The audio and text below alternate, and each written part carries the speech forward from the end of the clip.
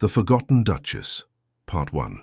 Alexander Thornfield stood at his wife's grave and felt nothing but guilt. The marble headstone was cold under his fingers, the inscription mocking him with dates he'd barely noticed when they mattered. Charlotte Eleanor Ashford Thornfield, born 1857, died 1875, beloved wife. The lie of those last two words burned in his chest. He'd been her husband in name only, absent for their entire 3-year marriage, always finding reasons to be anywhere but Thornfield Manor. Business in London, estate matters in Scotland. Anything to avoid the young bride he'd been forced to marry and didn't know how to love. Fresh flowers again, Your Grace. His steward Pemberton spoke quietly behind him. Someone's been maintaining the grave. Alexander turned away from the headstone. The September morning was grey and cold, matching his mood perfectly. He'd returned to Thornfield permanently 2 weeks ago after his father's death, forced him to finally face his responsibilities. Every room in the manor reminded him of his failure. The east wing where Charlotte had lived alone, waiting for a husband who never came home. The dining room where she'd eaten by herself for 3 years. The library where she'd probably read books to fill the endless lonely hours. "I want to know everything about those final days," he said. "Everything about the fever that killed her." Pemberton shifted uncomfortably. "Lady Beatrice managed everything, Your Grace. She said it was too painful for you to—" "Lady Beatrice decided what was too painful for me." Alexander's voice went cold. He'd never liked his late stepmother's companion, the severe woman who'd run the household with an iron fist. "Find the doctor who attended Charlotte. I want his report." "Dr. Blackwood left the area shortly after, Your Grace. No forwarding address." Something about that felt wrong, but Alexander couldn't put his finger on what. He walked away from the grave, from the ghost of the girl he'd abandoned. The weight of his guilt was suffocating. He'd been 29 when they married, she'd been barely 18. He could still see her face on their wedding day, hopeful and nervous, looking at him like he might be worth loving. He'd crushed that hope with his absence, his coldness, his cowardice. Now she was dead and he couldn't even mourn her properly, because he'd never known her at all. "Your Aunt Lady Margaret has invited guests for dinner tonight," Pemberton said, as they walked back toward the manor. "She believes it's time you considered remarrying." "Charlotte's been dead for 3 years and my aunt's already matchmaking?" Alexander's jaw tightened. "Tell her I'm not interested." "She's quite insistent, Your Grace. Says the estate needs an heir." "The estate, always the damned estate." That's what had driven his father to arrange the marriage with Charlotte, the daughter of a minor baron with excellent bloodlines and a desperate need for her family's debts to be paid. Alexander had gone along with it because he'd always done what was expected.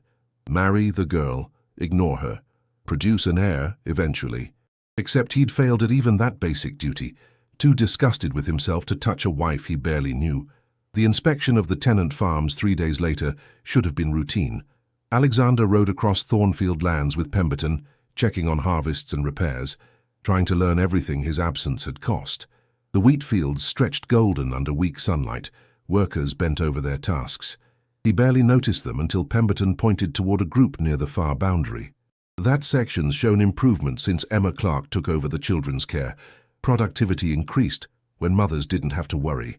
Alexander looked where Pemberton indicated, and his world tilted sideways. A woman stood among the workers, blonde hair escaping from a simple braid, her dress plain and worn. She was laughing at something a child said, swinging a little girl in a circle. The sound of her laughter carried across the field and struck him like a physical blow. Something about the way she moved, the grace in her gestures despite the rough clothes, the tilt of her head when she smiled. "Who is she?" His voice came out rougher than intended. "Emma Clark, orphan who arrived about 3 years ago. Very ill when she first came, the village women say. Mrs. Dawson nursed her back to health. She works the fields and minds the children now." Pemberton glanced at him curiously. "Is something wrong, Your Grace?" Everything was wrong. Alexander couldn't take his eyes off the woman. She turned suddenly, as if sensing his stare, and their gazes locked across the distance. Even from here he could see her confusion, the way she froze in place. Her eyes were striking, visible even at this distance. Green. Like Charlotte's had been green. But Charlotte was dead, and this woman was just a field worker who happened to have a certain grace about her. "I want to meet her," Alexander heard himself say. "Your Grace, she's just a—" "I don't care what she is, bring her here." He watched Pemberton approach the woman, saw her reluctance, the way she shook her head, but you didn't refuse a duke's summons. She walked toward him slowly, leaving the children behind, and with every step Alexander's heart beat harder. Up close she was even more striking, delicate features marred by faint scars on her left cheek and temple, probably from some childhood accident. But those eyes, those impossibly green eyes that looked at him with wariness and something else. Recognition? No, impossible. "Your Grace!" She curtsied awkwardly, unused to the gesture. Her hands were rough from work, her dress patched but clean. Everything about her screamed common field worker, except her voice. Clear, educated, completely wrong for someone who should have grown up in poverty. "Miss Clark." He couldn't stop staring. "You work with the children here?" "Yes, Your Grace." "Someone needs to watch them while their mothers work." She met his eyes directly. No submissive, downcast gaze. Bold. Too bold for someone in her position. "Is there a problem?" "No problem. I'm simply meeting everyone on the estate." Lie. He'd met dozens of tenants already and remembered none of their names. "You've been here 3 years." Something flickered across her face. Confusion. Pain. "Yes, Your Grace. Since the fever." "You were ill?" "Very ill. I don't remember much from before." "Mrs. Dawson saved my life." She shifted, clearly wanting to escape.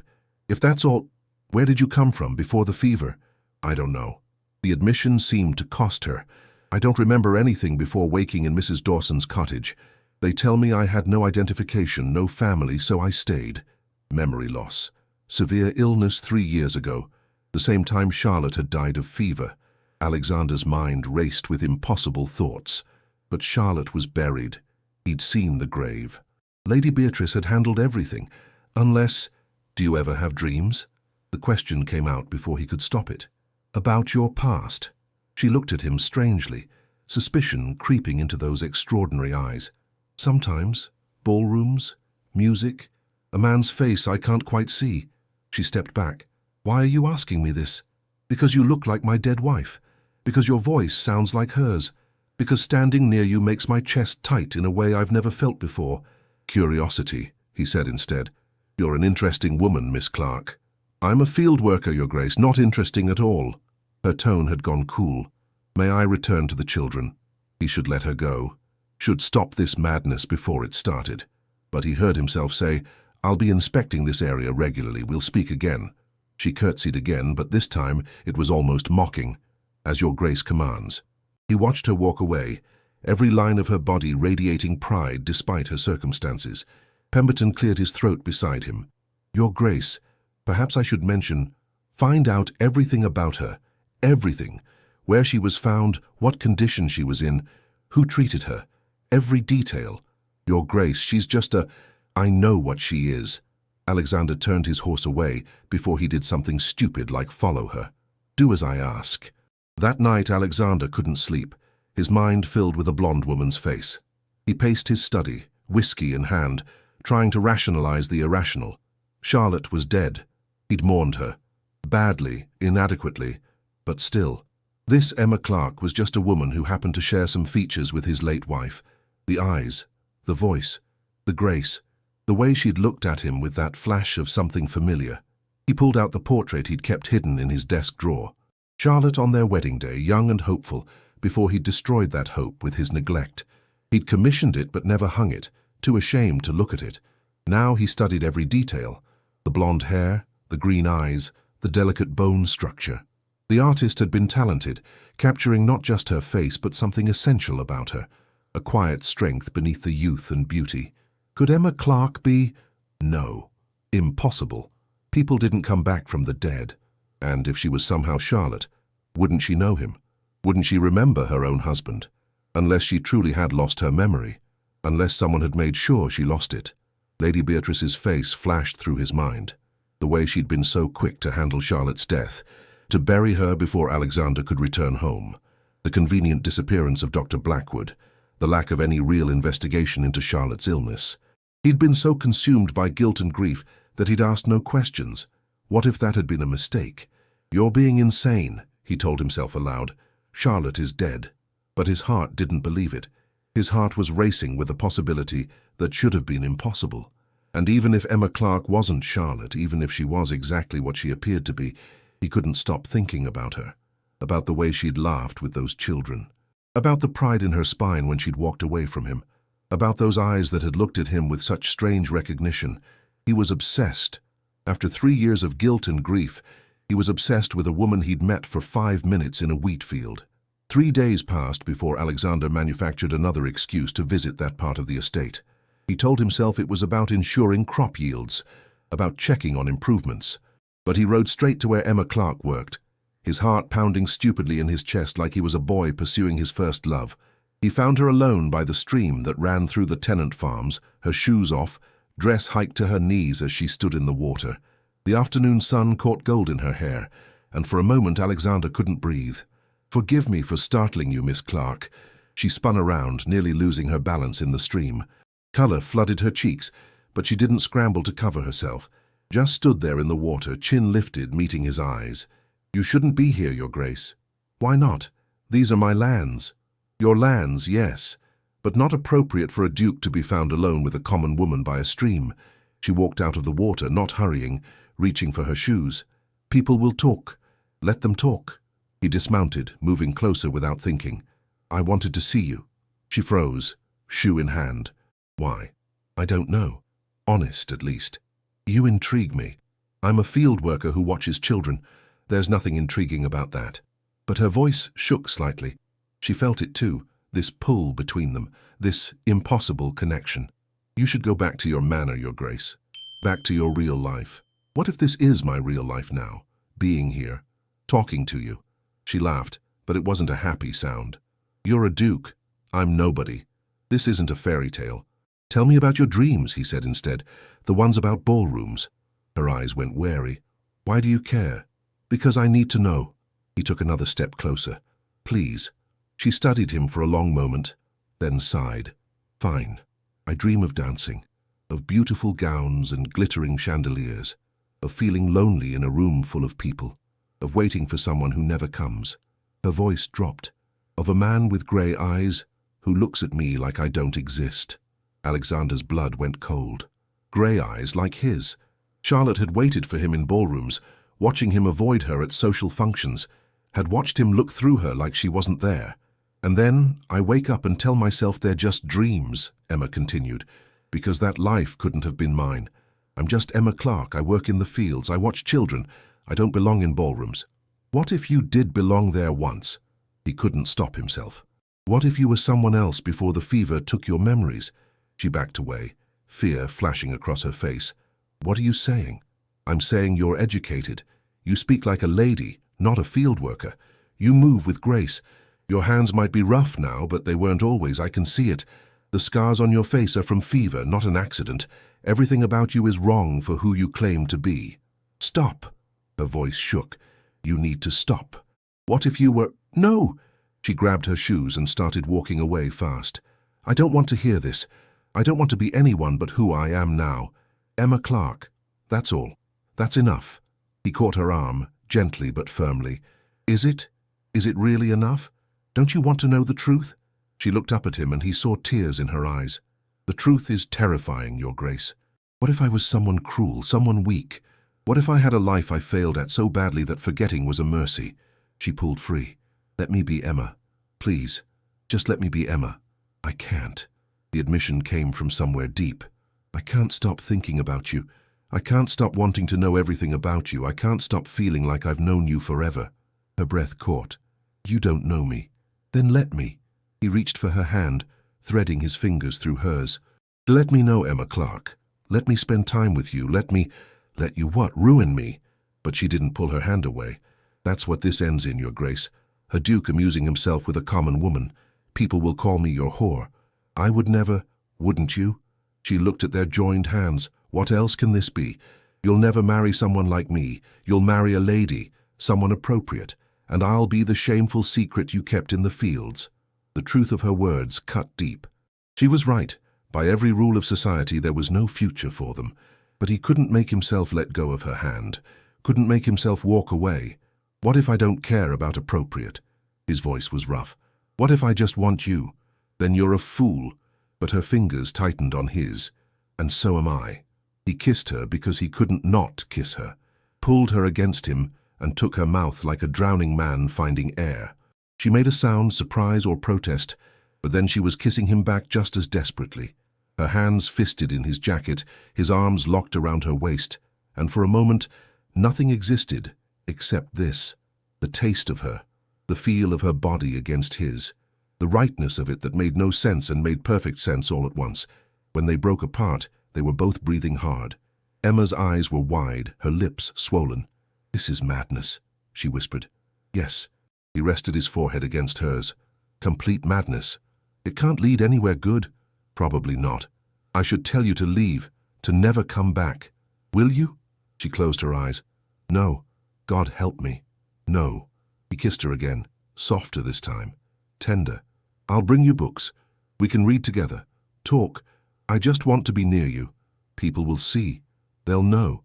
I don't care. You will." She pulled back, putting space between them. "When Lady Beatrice finds out.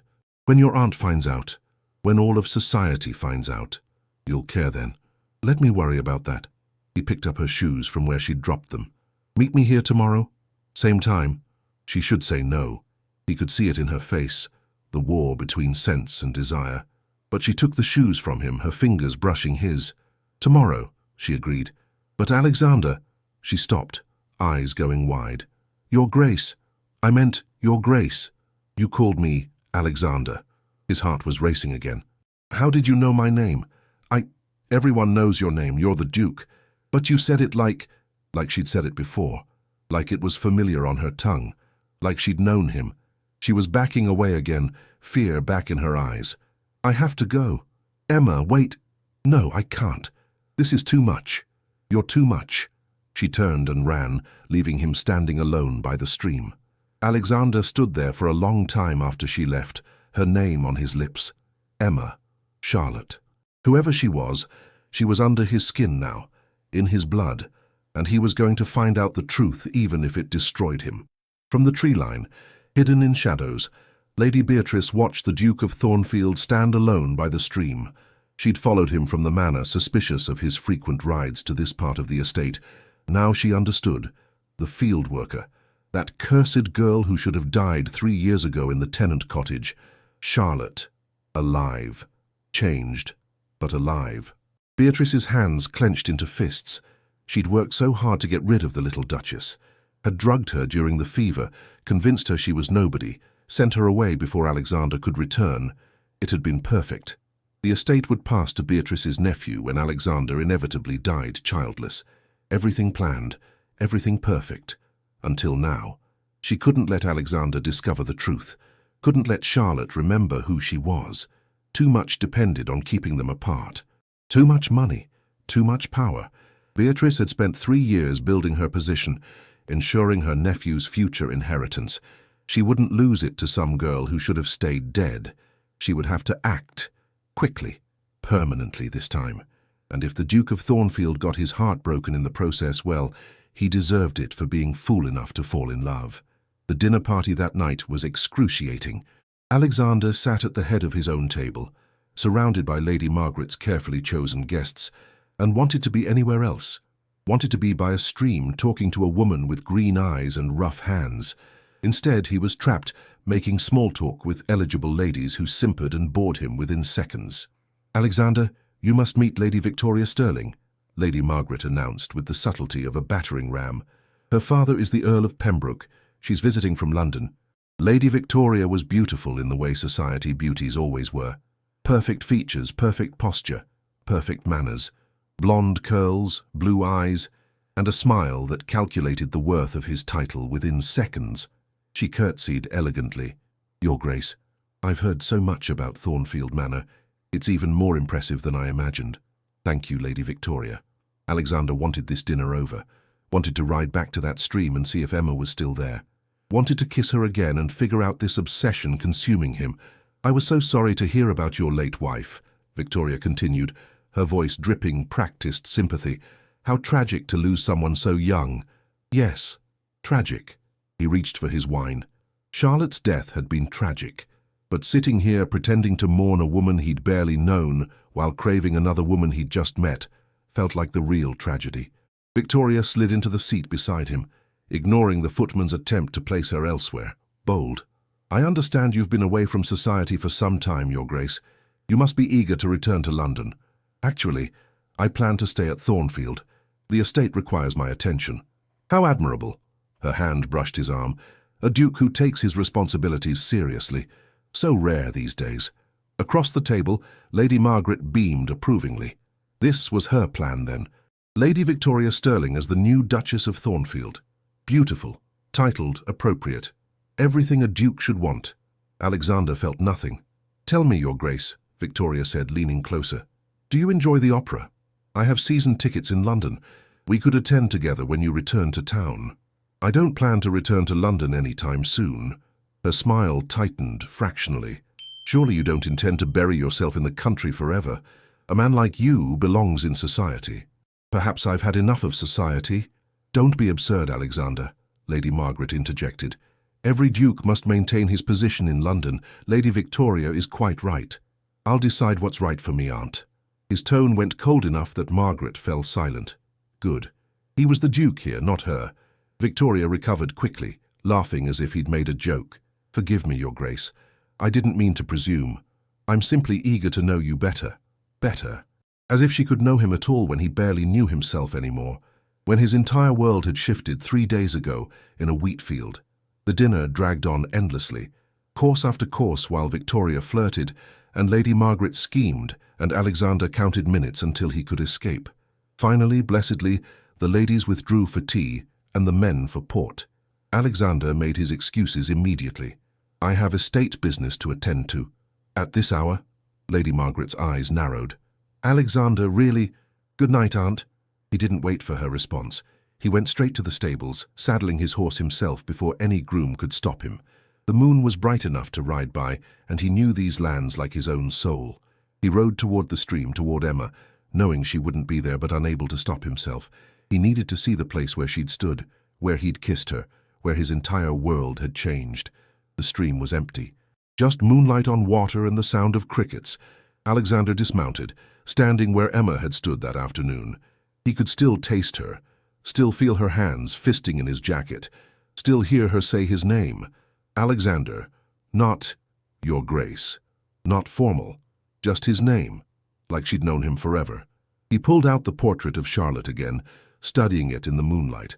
The same delicate features, the same blonde hair, the same bone structure beneath the scars, but more than that, the same spirit. Charlotte had been quiet, yes, subdued by his neglect, but he remembered moments when she'd shown spine, when she'd looked at him with reproach for missing yet another dinner, when she'd held her head high while he ignored her at balls. That same pride he'd seen in Emma today. What if they were the same woman? What if his wife was alive? What if he was falling in love with her all over again, except this time she didn't know who he was, and he was finally seeing who she really was? Your Grace? Alexander spun around. A woman stood at the edge of the clearing. Not Emma. Lady Victoria. Did you follow me?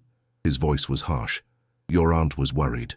Victoria moved closer, her evening gown completely inappropriate for fields and streams. She thought you might be ill. I'm fine, you should return to the manor. I wanted to speak with you privately. She was close now, too close. Away from prying eyes. Lady Victoria. Call me Victoria. Please. Her hand touched his chest. I know what you need, Your Grace. A wife, an heir, stability. I can give you all of that. He removed her hand. I'm not looking for a wife. Every duke needs a duchess, and I could be very good for you. Her voice dropped. I could make you forget your grief. I don't want to forget. The words came out harder than intended. My grief is mine. I earned it. She blinked, confused. I don't understand. Of course you don't. He moved past her toward his horse. Go back to the manor, Lady Victoria. Tell my aunt I'll return soon. You're thinking of someone else. Her voice had gone cold. I can see it in your face. Who is she? That's none of your concern. If she stands between me and becoming a duchess, it's very much my concern.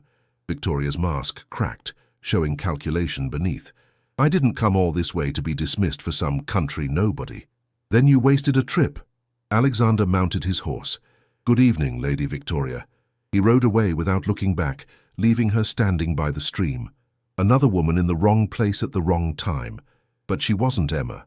wasn't Charlotte, wasn't the woman who'd looked at him with recognition and fear and desire all mixed together. Tomorrow, he would see Emma again. Tomorrow, he would get answers. Tomorrow, he would figure out if he was insane or if the impossible was true.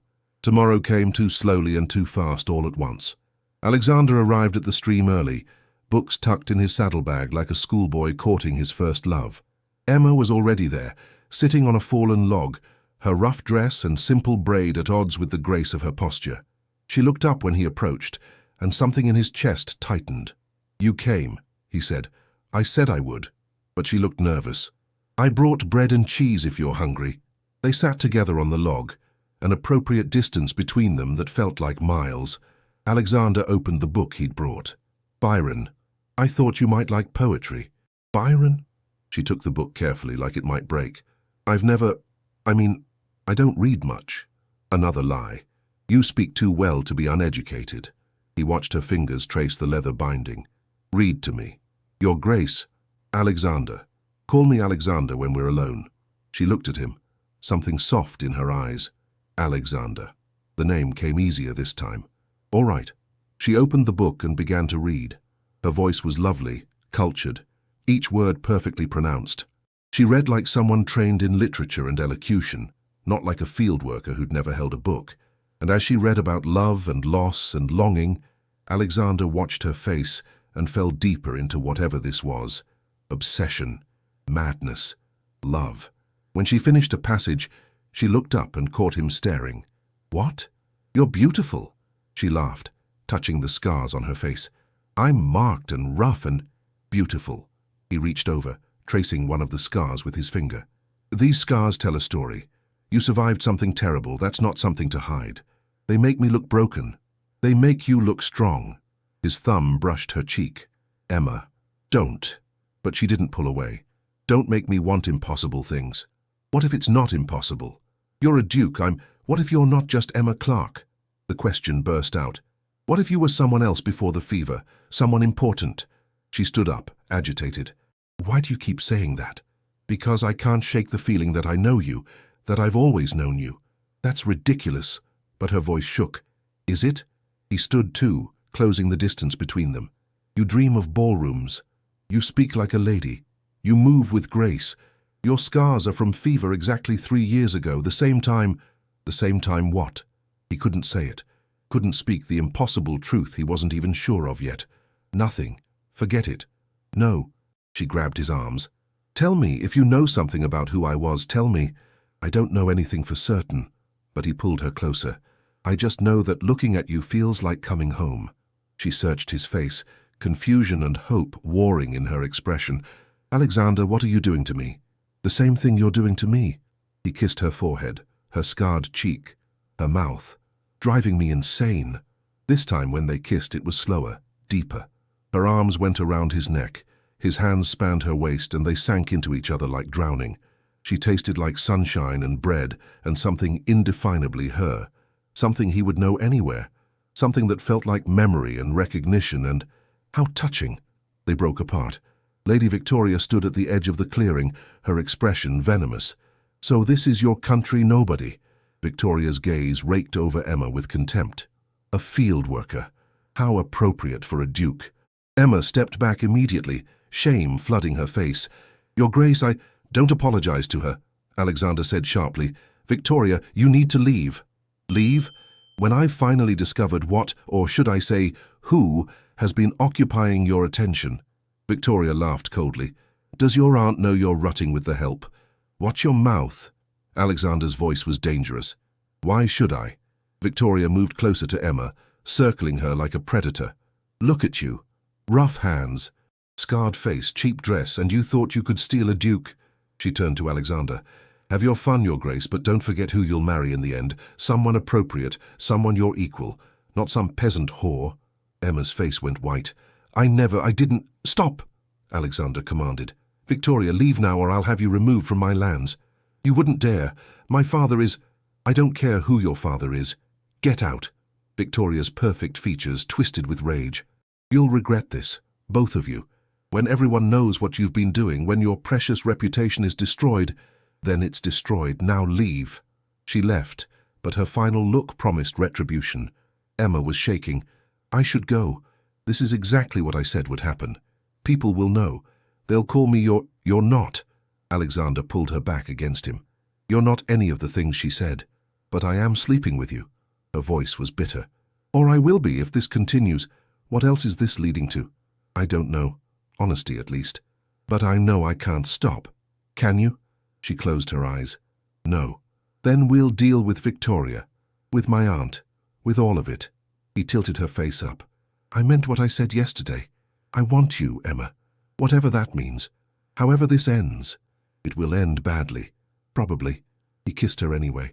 "But I don't care anymore." She kissed him back, and he felt her surrender. They sank down onto the grass together. Books forgotten, consequences forgotten, everything forgotten except this need. He undid her braid, his fingers threading through golden hair.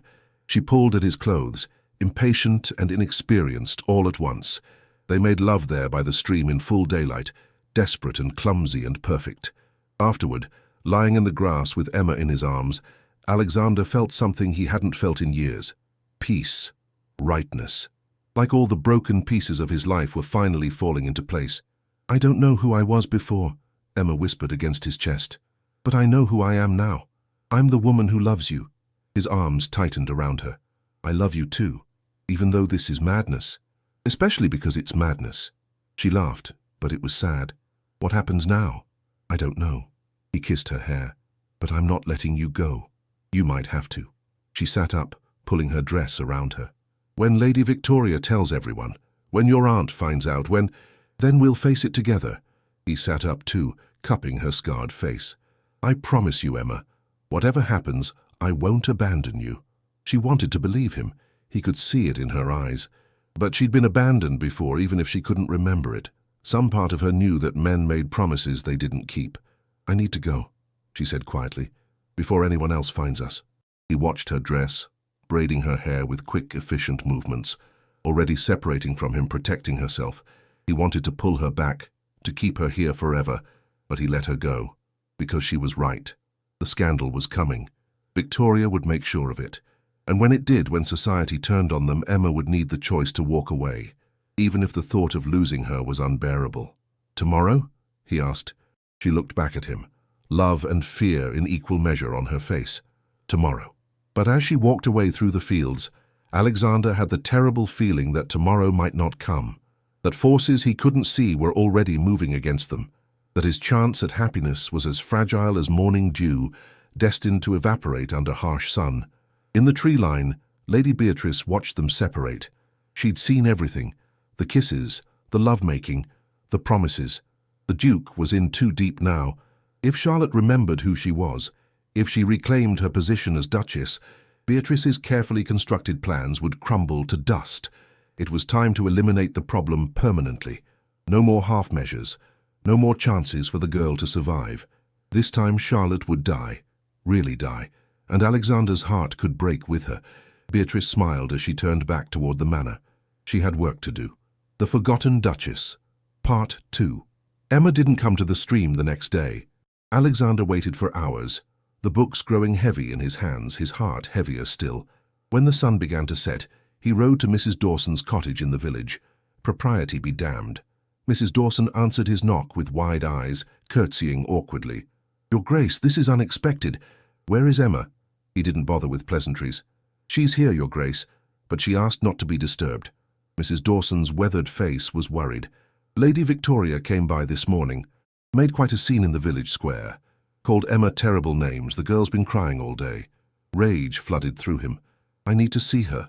Your Grace, perhaps it's best if—" "Now, Mrs. Dawson." The old woman stepped aside reluctantly.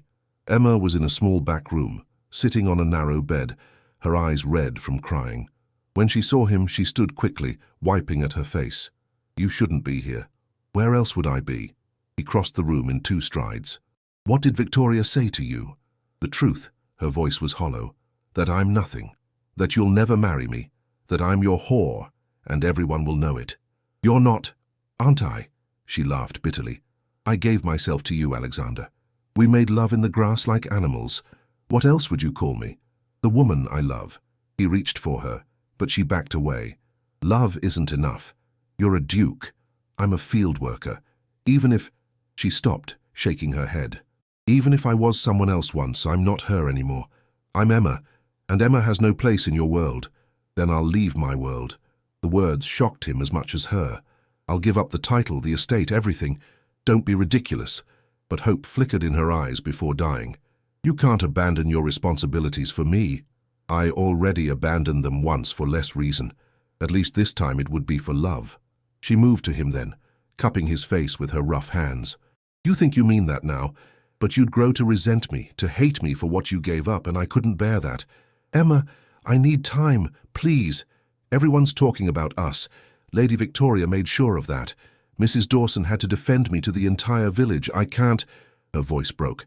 I can't be the reason your life falls apart. My life fell apart 3 years ago when I failed my first wife. Maybe you're my chance to get it right. She went very still. For your first wife? He shouldn't have said that, not yet. Not before he was sure, but the words were out now. Charlotte. She died 3 years ago. Of fever. The same time you appeared here sick and without memory. Understanding and denial warred on her face. No, that's insane. Is it? The timing. The scars. The way you speak and move. The dreams you have. He pulled her closer. What if you're her, Emma? What if you're Charlotte? Stop! She was shaking. I can't be her.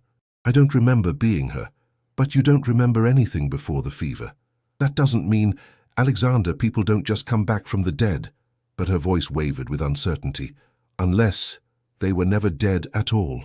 He thought of Lady Beatrice, of Dr. Blackwood disappearing, of the convenient burial before he returned home. What if someone made sure you stayed dead, made sure you forgot who you were? Who would do that? I don't know yet, but I'm going to find out. He kissed her hard. And until then, you're staying away from me. What? Victoria's dangerous when she's angry. And if someone did try to kill you once, they might try again if they think you're remembering. He forced himself to let her go. I need you safe, Emma, even if it means staying away from you. You're scaring me. Good. Be scared. Be careful. Don't trust anyone. He headed for the door, then looked back. And Emma, if you are Charlotte, if you remember anything at all, you tell me immediately. Promise me. I promise. But she looked lost and afraid. Alexander, what if I am her? What if I was your wife and you didn't love me? The question stopped him cold. I was a fool who didn't know how to love, but I'm learning now. Whether you're Emma or Charlotte or someone else entirely, I love you. Remember that. He left before he could change his mind about leaving her there, before he could pull her onto his horse and take her away from all of this. But as he rode back to Thornfield Manor in the dark, unease crawled up his spine. Something was wrong. Something was coming. He could feel it. The fire started just after midnight. Alexander woke to shouting and the smell of smoke. He threw on clothes and ran outside, following the orange glow on the horizon. The tenant village, Mrs. Dawson's cottage. Emma. Terror gave him wings. He rode faster than was safe in the dark, his heart hammering against his ribs. Please not her, please not Emma, not again. He couldn't lose someone else, couldn't fail to protect another woman he loved. The cottage was fully engulfed when he arrived, flames licking the sky. Villagers formed a bucket line, but it was hopeless. Mrs. Dawson stood outside wrapped in a blanket, crying. Emma! Alexander dismounted at a run. Where's Emma? Still inside. Mrs. Dawson grabbed his arm. She was sleeping in the back room. I couldn't get to her. The smoke... He didn't wait to hear more. Broke through the line of villagers trying to hold him back and plunged into the burning building. Heat and smoke surrounded him immediately, choking, blinding. He dropped low, crawling through rooms he barely remembered, following instinct more than sight. Emma! His voice was raw from smoke. Emma, where are you? A cough. Faint, but there. He followed the sound to the back room, now fully ablaze. Emma was on the floor near the window, unconscious. He grabbed her, hauling her weight against him, and stumbled back toward the door. A beam fell, blocking their path. He went for the window instead, wrapping Emma in his jacket and plunging through the glass. They hit the ground outside in a shower of glass and sparks. Hands pulled them away from the building as it collapsed inward with a roar. Alexander rolled Emma onto her back, checking for breathing. Her face was covered in soot, blood from cuts, but her chest moved. She was alive. Emma! He cradled her against him, not caring about the audience, the scandal, anything. Open your eyes. Come on, love. Stay with me. Her eyes fluttered open, unfocused and frightened. Alexander, I've got you. You're safe. He stood, lifting her in his arms. To hell with propriety. To hell with what anyone thought. I'm taking you to the manor. Your Grace, that's not... Someone protested. She nearly died. She's coming with me. His tone brooked no argument. Anyone who has a problem with it can find new employment. He mounted his horse one-handed, settling Emma in front of him. She was shaking, going into shock. He wrapped his cloak around her and rode for Thornfield Manor like demons were chasing them. Maybe they were, because this wasn't an accident. He knew it in his bones. Someone had tried to kill Emma, and they'd nearly succeeded. The manor erupted in chaos when he arrived carrying an unconscious woman. Servants scattered. Lady Margaret appeared in her nightgown looking scandalized, and Lady Beatrice stood at the top of the stairs with an expression Alexander couldn't read. Someone tried to kill her, he announced to everyone and no one. She's staying here under my protection. If anyone objects, they can leave. Alexander, you can't bring a common woman into... Lady Margaret started. She's not common, and this isn't a discussion. He carried Emma up the stairs. Lady Beatrice, have the blue guest room prepared, and summon the doctor, not Blackwood, someone else. Beatrice's face went carefully blank. Of course, Your Grace. He took Emma to the blue guest room himself, laying her on the bed with hands that still shook from terror. She was awake now but disoriented, coughing from smoke inhalation. Blood seeped through the makeshift bandages on her arms and face from the glass. You saved me. Her voice was hoarse. I almost lost you. He knelt beside the bed, pressing his forehead to her soot-stained hand. Emma, who would want to hurt you? I don't know. I'm nobody. Why would anyone... She stopped, her eyes going distant. Unless what? Unless I'm not nobody. She looked at him with something like fear. Unless I really am Charlotte, and someone wants to keep her dead. Before he could respond, the door opened. Lady Beatrice entered with hot water and bandages, her expression concerned, but something in her eyes made Alexander's instincts scream. Poor girl, Beatrice said, setting down her supplies. What a terrible accident. It wasn't an accident. Alexander watched her carefully. Someone set that fire deliberately. Surely not, Your Grace. A candle must have... There were no candles lit. Emma's voice was stronger now. I blew them all out before sleeping. I'm always careful about fire. Beatrice's smile didn't reach her eyes. Memory is tricky after trauma, dear. You must be confused. I'm not confused. Emma sat up despite Alexander's protest. And I'm starting to remember other things too. The temperature in the room dropped. Beatrice went very still. What things? Alexander asked. This room. Emma looked around, her eyes filling with tears. I've been in this room before. Not the blue guest room. A different room but the same layout. In the east wing. She looked at Beatrice. You were there. You gave me medicine that made me dizzy, that made me forget. You're delirious from smoke. But Beatrice's voice was tight. Your Grace, the girl needs rest, not an interrogation. She needs answers. Alexander moved between them. Beatrice, where is Dr. Blackwood? I told you, Your Grace. He left the area. Where did he go? Why did he leave so suddenly? And why did Charlotte's death happen so quickly, with no chance for me to see her body? Questions he should have asked 3 years ago, burning now. Tell me the truth.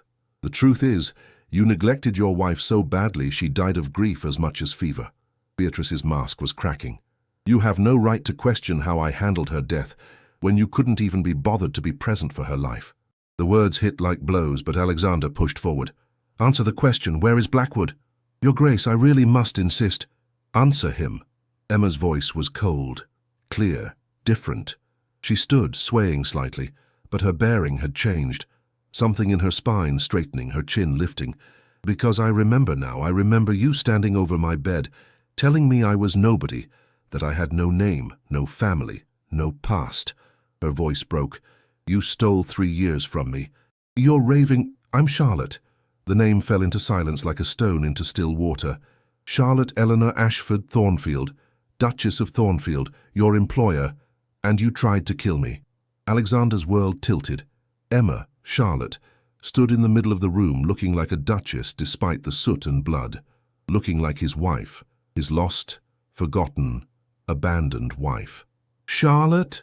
His voice came out broken. She turned to him, tears streaming down her face. I remember. God help me, I remember everything. The confrontation exploded from there. Lady Beatrice backed toward the door, but Alexander blocked her path. You're not leaving. You're going to explain everything. There's nothing to explain. The girl is clearly insane. I'm not insane. Charlotte's voice rang with authority. I'm the woman you poisoned with laudanum during my fever. The woman you convinced was dead while I was too drugged to fight back. The woman you sent away to rot in a tenant cottage so your nephew could inherit this estate. Beatrice's face went white. That's a lie. Is it? Then let's send for the magistrate. Let's have Dr. Blackwood brought back for questioning. Let's examine the records of my death that you had him falsify. Charlotte moved closer, fearless now. Or we could skip all that and you could confess. Your Grace, surely you don't believe. Beatrice turned to Alexander. I believe her. The words were simple but absolute. I believe my wife. Something in Beatrice snapped. Your wife. You never wanted her. You left her alone for 3 years, ignored her, made her cry herself to sleep every night. I did you a favor removing her. You tried to murder me, Charlotte said quietly, because you wanted the estate for your family, because you thought Alexander would never come back, never remarry, never have heirs. So you made me disappear and waited for him to die childless. You were nothing, Beatrice spat. A silly little girl who couldn't hold her husband's attention. I gave you mercy, sending you away instead of killing you outright. And how do you repay me? By surviving, by making the Duke fall in love with you all over again without even knowing who you were. The confession hung in the air.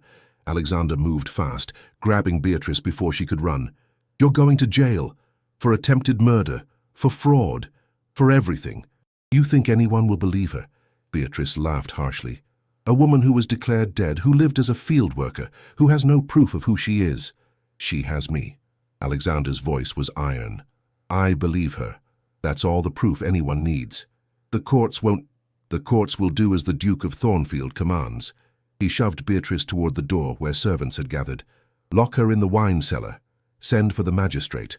And someone find Dr. Blackwood. I want answers. As Beatrice was dragged away, still protesting, Alexander turned to Charlotte. She stood in the middle of the room, shaking, tears streaming down her soot-stained face. She looked fragile and fierce all at once, lost and found. Charlotte. He crossed to her slowly, like she might disappear. Is it really you? I don't know anymore. Her voice broke. Am I Charlotte? Or Emma? Or some combination of both? I remember being your wife, being lonely, waiting for you. But I also remember being Emma, being free, being happy despite having nothing. Which one am I? You're both. He pulled her into his arms, careful of her injuries. You're the woman I failed as Charlotte, and the woman I fell in love with as Emma. You're my wife, my Duchess, my heart. You're everything. You didn't love Charlotte. I didn't know how. I was too afraid, too angry at being forced into marriage, too ashamed of my own cowardice. He pulled back to look at her face. But I love you now. Emma showed me who Charlotte really was, showed me what I lost, what I threw away. You threw me away. The accusation was soft, but cut deep. You left me alone in this manner for 3 years. Do you know how that felt? Waiting for you, hoping each time you came home that you'd finally see me, love me? She pushed him away. And you never did. I know. The words cost him everything. I was a coward and a fool. I let obligation and resentment blind me to what I had. And you paid the price. You almost died because I wasn't here to protect you, because I'd abandoned my wife so thoroughly that someone could make her disappear, and I didn't even question it. You looked at me like I didn't exist. Tears streaked through the soot on her face. At balls, at dinners, the few times you were here, you looked through me like I was a piece of furniture. I know. I tried so hard to be good enough, to be interesting, to be worth your time. Her voice cracked. And I failed. No. He grabbed her arms. You never failed, I did. Every day of our marriage I failed you, and I can't take that back. Can't undo those 3 years of loneliness and neglect. But I can promise you something. What?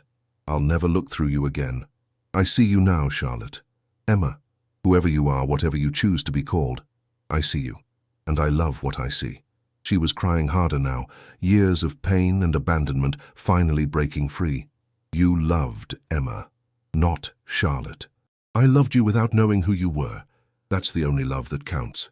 He cupped her face. Emma was you without fear, without the weight of being a neglected wife. But Charlotte is still in there, strong and proud and brave enough to survive what Beatrice did to you, to remake yourself from nothing. That's who you are, both of them, all of you. I don't know how to be Charlotte anymore. Then don't. Be Emma. Be whoever you want to be, but be her here, with me, as my wife, my Duchess. The woman I choose every single day from now on. She searched his face, looking for lies, for the man who'd abandoned her. But that man was gone, burned away by grief and guilt, and learning too late what love meant. I don't forgive you, she whispered. Not yet. Maybe not ever. I don't deserve your forgiveness. He pressed his forehead to hers. But I'm asking for a chance anyway. A chance to prove I've changed, to prove I can be the husband you deserved all along. And if I can't give you that, then I'll spend the rest of my life trying to earn it. Simple, true. But I'm not letting you go, Charlotte. Not again. Not ever. She kissed him then, desperate and angry and full of 3 years of loneliness. He kissed her back, tasting tears and smoke and forgiveness that wasn't quite forgiveness yet. When they broke apart, they were both shaking. There's a ball next week, she said. Lady Margaret's been planning it for months. A celebration of your return. I'll cancel it. No. Her voice went hard. Don't cancel it. I want to go. Charlotte, I want to walk into that ballroom as your wife, as the Duchess of Thornfield. I want everyone who thought I was dead to see me alive. I want... She stopped, her voice breaking. I want Lady Victoria to see that she lost. Understanding dawned. Victoria was still here, still scheming, still believing she would be the next Duchess. The confrontation was coming whether they wanted it or not. Then we'll go to the ball, Alexander agreed. Together. And anyone who has a problem with it can face me. Promised. She touched his face, scarred and beautiful, and his. But first, I need answers. I need to know why Beatrice did this. I need to confront her. You need rest. Medical attention. You were just in a fire. I need answers more. She pulled away from him, standing tall despite her injuries. Take me to her, now. Looking at her, dirty and bleeding and absolutely regal, Alexander saw the Duchess she'd always been. The Duchess he'd been too blind to see. And he realized that Emma hadn't been Charlotte without fear. Emma had been Charlotte without his judgment weighing her down. This was who his wife had always been underneath the loneliness and neglect. Fierce, strong, unbreakable. As you command, Your Grace. He offered his arm. Let's get those answers. Lady Beatrice looked smaller in the wine cellar, stripped of her authority. Charlotte descended the stairs with Alexander behind her, her bearing perfect despite the blood and soot. Beatrice looked up, and something like fear crossed her face. You remember. Everything. Charlotte's voice was cold. Every dose of laudanum you gave me, every lie you whispered, every moment you stole from my life. Why? Why? Beatrice laughed bitterly. Because you were weak. Because you were nothing. A silly girl who couldn't hold her husband's attention. So you decided to kill me. I decided to give you mercy. You were dying anyway, Charlotte. That fever nearly took you naturally. I just helped it along. Made sure you wouldn't recover to a life of continued neglect and misery. She looked at Alexander with contempt. I did her a favor, really. Saved her from a marriage to a man who despised her. I never despised her, Alexander said quietly. I feared her. Feared what she represented. The responsibility I wasn't ready for, but I never despised her. Could have fooled me. Beatrice's voice dripped venom. The way you looked at her, or didn't look at her. Do you know she cried in my arms after your visits? Begged me to tell her what she'd done wrong? How to make you love her? The words hit Alexander like physical blows. Charlotte's hand tightened on his arm. And you used that pain, Charlotte said. Used my loneliness to justify trying to murder me, to steal my life and my position so your nephew could inherit. Why shouldn't he inherit? You weren't producing heirs. Alexander clearly had no interest in touching you. The estate would go to some distant cousin eventually anyway. Why not my nephew? Because it's not yours to decide, Charlotte's voice rose. You were a servant in this house. You had no right. I had every right. I served this family for 40 years, longer than you were alive. I earned my place here. You? You were just a transaction, a business arrangement that failed. A business arrangement you nearly murdered. Alexander stepped forward. You drugged her, faked her death. Sent her away to die in a tenant cottage. That's not mercy, Beatrice. That's attempted murder. Prove it. You have no evidence. Just the word of a woman who was legally dead for 3 years and suddenly reappeared claiming to be the Duchess. Beatrice smiled coldly. The courts will think she's insane or an opportunist. Lady Victoria's already spreading rumors about a field worker seducing the Duke. Adding claims of being his dead wife will only cement the idea that she's mad. Dr. Blackwood will testify, Charlotte said. Will he? You think he'll confess to fraud and falsifying a death certificate? He'll deny everything. Say I'm lying. Beatrice leaned back against the wall. You can't prove any of this. And society will never accept a duchess who worked in the fields, who has no memory of 3 years of her life, who conveniently fell in love with the Duke without knowing who she was. She looked at Alexander. You think you can make them accept her? You're as deluded as she is. The truth of it hung heavy. She was right. Without proof, without witnesses, with Charlotte's memory gaps and her years as Emma, convincing society would be nearly impossible, and Victoria would fight them every step. Lady Margaret would object. The entire aristocracy would see it as a scandal of epic proportions. I don't care what society thinks, Alexander said finally. Charlotte is my wife, legally, factually, in every way that matters, and I'll defend her right to her position with everything I have, even if it destroys your reputation, your standing, your ability to function in society. Beatrice's smile was cruel. You'll lose everything for her, just like she lost everything for you. The parallel was deliberate, cutting, but Alexander didn't flinch. Then I'll lose everything as long as I don't lose her again. Charlotte looked at him, something softening in her expression. Alexander, I mean it. He turned to face her fully. I don't care about society, about reputation, about any of it. You're my wife, that's all that matters. Your estate matters. Your responsibilities. Will still be there whether society accepts you or not. He pulled her close. Let them talk. Let them judge. We'll face it together. So romantic, Beatrice sneered. But when reality sets in, when the invitations stop coming, when your peers cut you dead at social events, when your business partners refuse to deal with you, how will your love survive that? It will survive because it's real, Charlotte said quietly. Not like the marriage we had before. This time, we chose each other. That's stronger than any social pressure. You sound so certain. I am. Charlotte met Beatrice's eyes. Because I survived 3 years without my name, my title, my memory. I survived being nobody. I rebuilt myself from nothing. Society's judgment can't hurt worse than what I've already endured. Beatrice's certainty wavered. Looking at Charlotte, bloodied and soot-stained but unbowed, even she could see the truth. This wasn't the weak girl she'd drugged 3 years ago. This was a woman forged in fire, literally and figuratively. A woman who wouldn't break. You should have stayed dead, Beatrice whispered. But I didn't. Charlotte's smile was cold. I survived. And now I'm taking back everything you stole from me. They left Beatrice in the wine cellar and climbed back to the manor proper. Dawn was breaking, painting the sky in shades of rose and gold. Charlotte stood at the window watching the sunrise, her reflection in the glass showing both her faces. Emma and Charlotte, field worker and duchess. The woman she'd become and the woman she'd been. I don't know who I am anymore, she said softly. Alexander came to stand behind her. You're whoever you choose to be. What if I choose to be Emma? Just Emma. No title, no society, no duchess responsibilities. Then you're Emma and I'm the Duke who loves you. He wrapped his arms around her. We'll figure out the rest. She leaned back against him, exhausted and hurting, and more confused than she'd ever been. But for the first time since remembering, she felt a flicker of hope. Maybe she didn't have to choose between Emma and Charlotte. Maybe she could be both, the woman who survived and the woman who reclaimed her life. The ball is in 5 days, she said. We don't have to go. Yes, we do. She turned in his arms. Because I'm not hiding anymore. Not from society, not from Lady Victoria, not from who I was and who I am now. I'm Charlotte Eleanor Ashford Thornfield, Duchess of Thornfield. And it's time everyone remembered that. The ball was the event of the season before it even began. Word had spread through the aristocracy like wildfire. The Duke of Thornfield's dead wife was alive, had been living as a field worker, had fallen in love with her own husband without knowing who she was.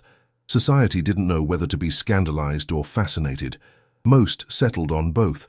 Lady Victoria had spent the week in a fury, spreading every vicious rumor she could manufacture. The Duchess was an imposter.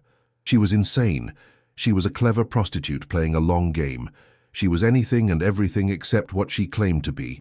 But underneath the venom, Victoria was terrified.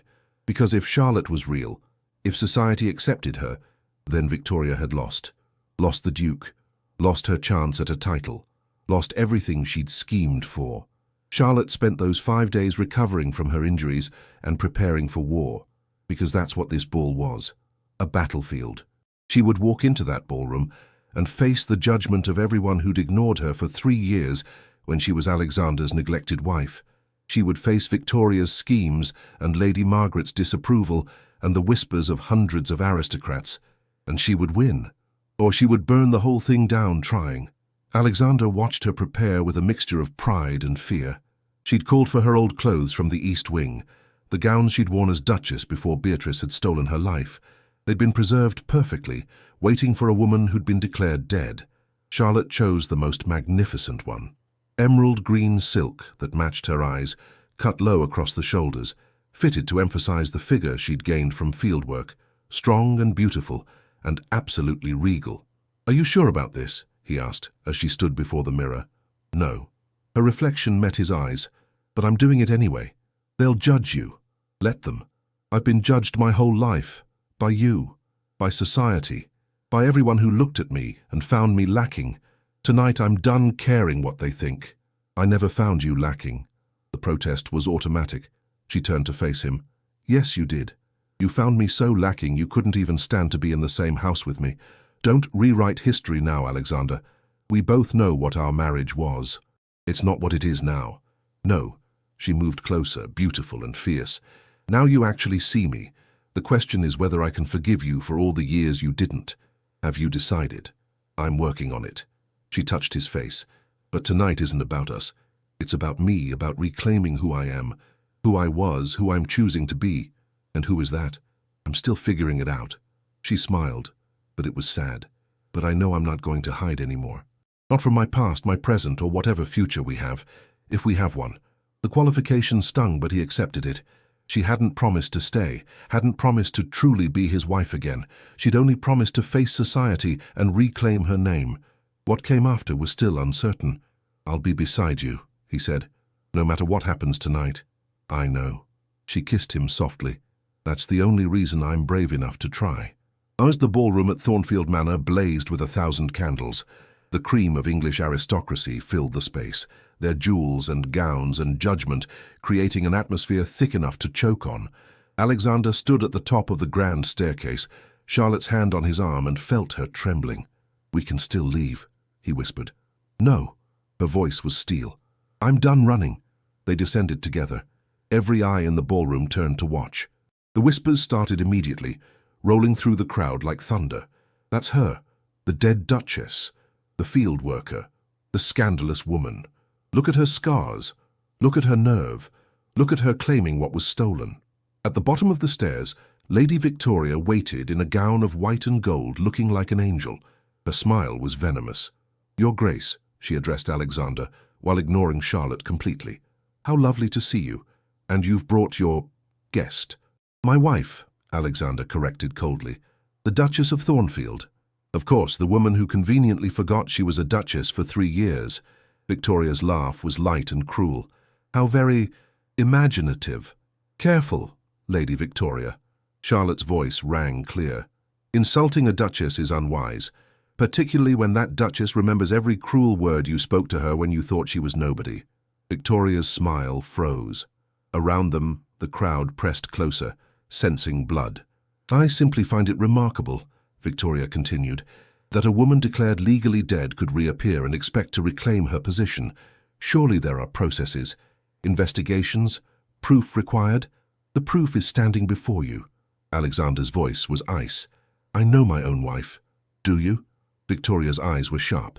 "Because you didn't know her when she was working in your fields, didn't recognize your own wife when you—" She stopped, but the implication hung heavy. Everyone knew what had happened between Alexander and Emma. The affair was society's favorite scandal. "I didn't recognize her because someone had stolen her identity and left her for dead," Alexander said. Lady Beatrice has confessed to drugging Charlotte during her illness and falsifying her death. Gasps rippled through the crowd.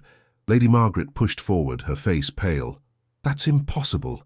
Beatrice wouldn't. She would and she did. Charlotte's voice carried authority. She drugged me with laudanum until I lost my memory, convinced me I was nobody, sent me to die in a tenant cottage so her nephew could eventually inherit this estate. You can't prove any of this. Victoria's voice rose. You're an opportunist who seduced the Duke and is now claiming a convenient identity. Can't I? Charlotte pulled a folded paper from her sleeve. This is a letter from Dr. Blackwood, brought by the magistrate this afternoon, confessing to everything. How Beatrice paid him to declare me dead, how he helped drug me, how they planned to ensure Alexander never remarried, so the estate would pass to Beatrice's family. The ballroom erupted in chaos. Voices shouting, women gasping, men arguing. Lady Margaret looked ready to faint, but Charlotte stood calm in the center of the storm, her hand steady on Alexander's arm. I am Charlotte Eleanor Ashford Thornfield, she announced to the room, daughter of Baron Ashford, wife of the Duke of Thornfield, and I am reclaiming my place. Even if that's true, Victoria said desperately, you're damaged goods. You've been living as a commoner, working in fields. You slept with your own husband without knowing who he was. That's scandalous enough to— Scandalous? Charlotte's voice went cold. I survived attempted murder. I rebuilt myself from nothing. I fell in love with my own husband because he finally learned to see me as a person rather than an obligation. Yes, Lady Victoria. That is scandalous, but it's also the truth, and I'm done being ashamed of surviving. She turned to address the entire ballroom, her voice carrying. I know what you're all thinking. The Duchess who forgot herself, the field worker who seduced a duke, the scandal of the decade.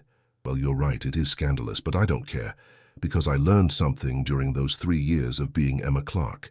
I learned that titles don't make you worthy. Money doesn't make you valuable. And society's judgment doesn't define who you are. She looked at Alexander. Love does, choice does, courage does. She turned back to the crowd. So, yes, I'm the Duchess who worked in fields, who fell in love with her own husband, who survived when I should have died, and I'm not apologizing for any of it. The silence in the ballroom was absolute. Then, slowly, someone began to clap, then another, then more. Not everyone. Victoria looked murderous. Lady Margaret seemed uncertain. But enough people applauded that the sound grew into genuine approval. Alexander pulled Charlotte close, his heart full to bursting. You're magnificent. I'm terrified, she whispered back. But thank you. Dance with me. He held out his hand. Let me show everyone that you're my Duchess, my wife, the woman I choose above all others. She took his hand, and they moved to the center of the ballroom. The music started, a waltz, and they began to dance. Every eye watched them, some with approval, some with judgment, some with envy. But Alexander only saw Charlotte, his wife, his love, the woman who'd survived everything and still stood strong. I'm proud of you, he whispered as they turned, for confronting society, for confronting everything, for choosing to live instead of hide, for giving me a chance I don't deserve. I haven't forgiven you yet, she reminded him. I know. He pulled her closer. But you're here, dancing with me, reclaiming your life. That's enough for now. Is it? She looked up at him. What if I never fully forgive you for those 3 years? Then I'll spend the rest of my life earning it anyway. He pressed his forehead to hers, not caring about the audience. I love you, Charlotte. Emma, whoever you choose to be. I love all of you, even the parts that hate you, especially those parts. He smiled against her hair. Because they remind me what I almost lost, what I have to fight to keep. She was quiet for a moment, then whispered, I think I'm choosing to be both. Emma and Charlotte, the woman I was and the woman I became. Is that allowed? You can be anyone you want to be, as long as you're mine. Possessive, Your Grace. Absolutely. He kissed her softly, scandalously, in the middle of the ballroom. You're my Duchess, my wife, my heart, and I'm never letting you go again. Around them, the ballroom whispered and gossiped and judged. But for once, neither of them cared. They had each other. They had truth. They had love that had survived death and lies and 3 years of separation. That was stronger than any scandal. That was forever. 1 year later, Charlotte stood in the gardens of Thornfield Manor, her hand resting on her swollen belly. The pregnancy had surprised them both, coming as it did after months of rebuilding their marriage, learning to trust again, learning to love without fear or obligation. It hadn't been easy. There were still nights when she remembered the loneliness of their first marriage, still moments when he saw the hurt in her eyes and hated himself for putting it there. But slowly, painfully, they'd built something real. Not the marriage of obligation that had begun with, not the passionate affair of Alexander and Emma. Something new, something honest. A marriage where they actually knew each other, talked to each other, chose each other every single day. Alexander found her in the gardens, as he always did this time of day. His hand joined hers on her belly, feeling their daughter move. "Eleanor Emma," he said softly. "Are you sure about the name?" "I'm sure." Charlotte leaned back against him. "Eleanor for what I was, Emma for who I became. Just like me. She's going to be strong like you. And stubborn like you. God help us." He kissed her neck. "Mrs. Dawson sent word. She's preparing the tenant cottage as a school for girls. Just like you wanted. Good." Charlotte had used her newfound authority as Duchess to ensure the women and children of the estate had opportunities they'd never had before. The school was her first major project. And Lady Beatrice's trial? Concluded yesterday, 20 years. Dr. Blackwood got 10 for his part. Alexander's arms tightened around her. "It's finally over. Is it?" She turned in his arms. "Some people still whisper, still call me the scandalous Duchess. Let them." He cupped her face. "You're my Duchess, that's all that matters. And, Lady Victoria, married some earl in Scotland, far away from us." He smiled. "We won, Charlotte." "Did we?" She searched his face. "I still have nightmares sometimes, about waking up and this being a dream, about being Emma again with no memory of who I really am. Then I'll remind you every day." He pressed his hand over hers on her belly. "You're Charlotte. You're Emma. You're the Duchess of Thornfield. You're my wife. You're the mother of my child. You're the woman who survived impossible odds and came back stronger." He kissed her softly. "You're everything." She kissed him back, tasting love and promise, and a future they'd fought so hard to build. When they broke apart, tears streaked her face. "I forgive you," she whispered, "for those 3 years, for not seeing me, for all of it. I forgive you." His breath caught. "Charlotte, I'm not saying it was okay. It wasn't. But I'm saying I'm done letting it define us. I want to move forward, to build a life where we both choose each other." She smiled through tears. "I love you, Alexander. The you who saved me from the fire. The you who fought society for me. The you who sees me every day now. I love that man. Even if he's not the man you married.